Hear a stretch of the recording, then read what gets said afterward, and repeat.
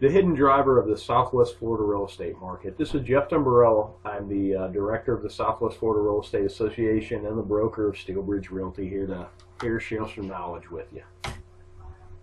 Understanding trends. Everybody talks about trends, but what exactly really is a trend? The verb version of a trend is to have a general tendency, set of events, conditions, or opinions. The noun definition: the general or prevailing tendency or course of events.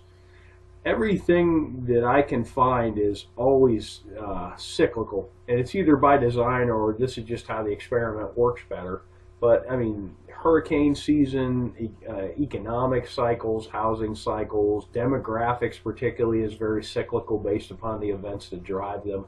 So you really need to understand the trends to understand what a market's doing and potentially where it could go.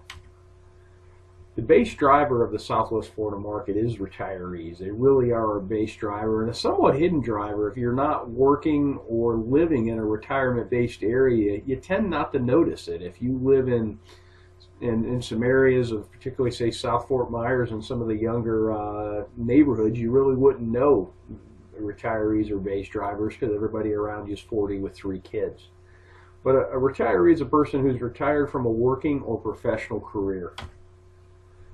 In migrating retirees, spending initiates growth. When they come here, their first 2 years is very, very fruitful for our economy. They generally get some housing. I noticed they buy cars, they buy boats, they buy brand new Harleys. Sometimes they buy all of that. Furniture. The first 2 years, there's a great study from the University of Arkansas. It's an older study, but it really showed some neat effects of, especially the first couple of years, of retirees spending and how it affects the economy. New jobs are created because they're a new demand. The neat part about the demand is most of the capital they bring from outside the market. So particularly if they're not working and retired, they literally just bleed money into our economy.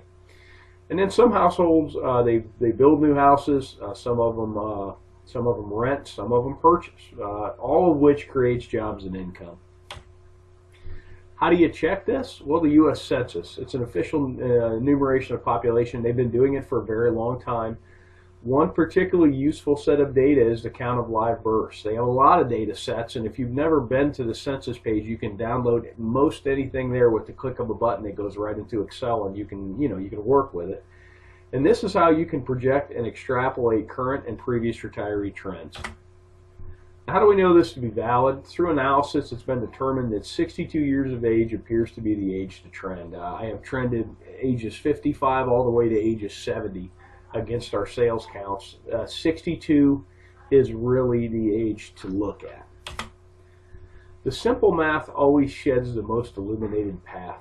Okay, our market crashed in 2005 through 2007. If you go back 62 years, that's 43 through 45, World War II caused a large drop in the U.S. birth rate.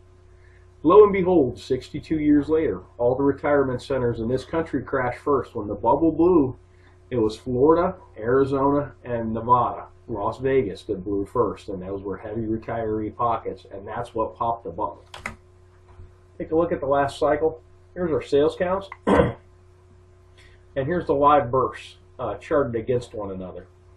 Now bear in mind, when the market blew up, everybody pulled back, but what's neat is when the market started to tick up again, it perfectly coincides with the retirees. March of 2008 was the first time we had a year-over-year sales increase in sales counts, and that perfectly correlates with the beginning of the baby boomers. Notes on the last cycle. You really have to understand the last cycle initially formed out of growth from retirees and then turned into a full-blown leverage-induced mania from 2004 to 2006. So what do these trends project about 2016? Well, we're going to talk about that at Real Estate Roadmap 2016. It's going to be October the 20th, Tuesday, 5 to 7:30. Make sure you get there at 5. We're doing a really neat speed networking where you're going to get the opportunity to meet everybody in that room, because I know about you guys, but when I go to a networking event, I generally talk to 3 or 4 people.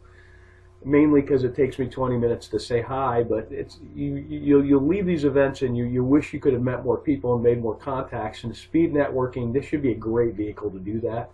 It's at the marina at Edison Ford, and there's a link to this below this video if you have any questions. Thanks for watching. I hope this information is useful to you, and make it a great day.